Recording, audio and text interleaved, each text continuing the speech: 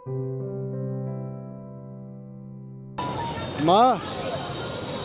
जगन्नाथ दर्शन पे आम पुरी आसते आम से जगह कालियर दर्शन पे आम आसलु माँ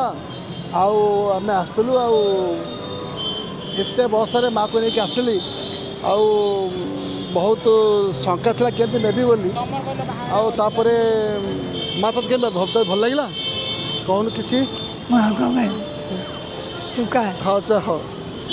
आम तो दर्शन क्या बाहरलु आम ये आम अच्छु भाई घर यहाँ मंदिर पाखे यहाँ आमर देखु ग्रांड सेंटर आम घर थिलु यहाँ पूरा मंदिर आगे ही अच्छी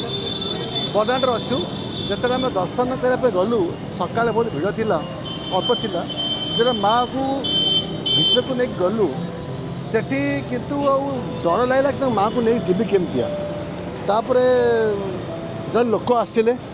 से लोक ना कौन कहल माँ मन नहीं तो नहीं से लोक आम आसला को आम टेकी टेकी ने मत डर देवी केमती हाँ सकाल नीति चलता आउे आमर एते भितर माँ को लेकिन दर्शन करी भितर आसी आम दर्शन कलु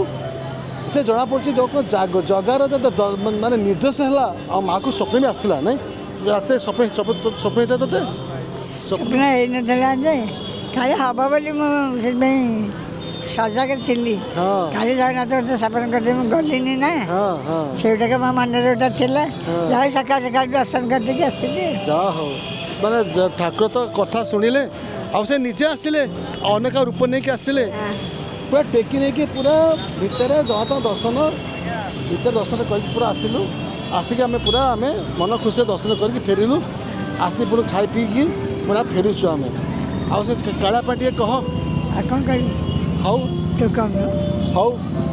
दर्शन कर फेरिलु बर्तमान भुवनेश्वर जीवु पुणी फेरिक आसबु से लोक को देखलुनि हाँ